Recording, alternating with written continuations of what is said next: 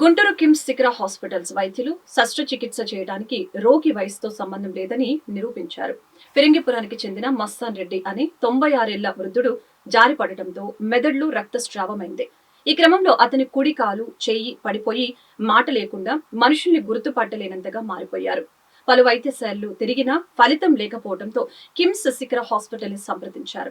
ఈ మేరకు న్యూరో సర్జన్లు doctor Chittem Lakshmanarao, doctor Chaitanya, anaesthesiology వైద్యులు కళ్యాణ్ రామ్ వారి బృందంతో మస్తాన్ రెడ్డికి కీహోల్ సర్జరీ చేశారు. దీంతో మస్తాన్ రెడ్డి ఆరోగ్యం యథాస్థితికి వచ్చిందని hospital unit head doctor NV Harikumar తెలిపారు. బాధిత కుటుంబ సభ్యులు తమ వైద్య సేవల పట్ల హర్షం వ్యక్తం చేస్తున్నారని అన్నారు. మా ఊరు ఫిరంగిపురం అండి. మా నాన్నగారు అవుతారు. నాన్నగారికి 96 సంవత్సరాలండి వయసు.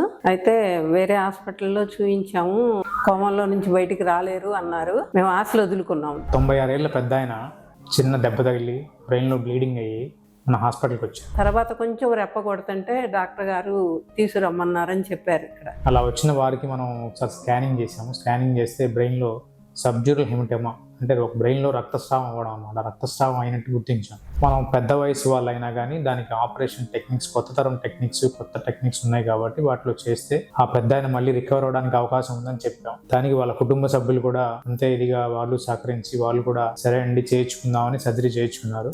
ఆపరేషన్ అయినాక అంత మంచిగా బాగుంది. వెంటనే తను కళ్ళు తెరవటము, మాట్లాడటము అన్ని బాగుండి. కాలు చేయి కూడా వచ్చింది. ఐసీలోనే నడిపించారు. ఇంటికి వెళ్ళినా కూడా బాగా మంచిగా నడుస్తున్నాడు. అసలు ఆపరేషన్ కూడా అంత విజయవంతంగా బాగా చేశారు. మంచిగా జరిగింది.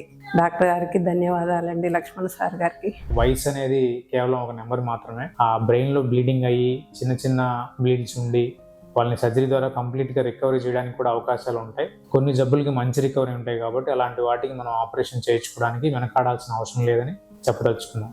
Thank you.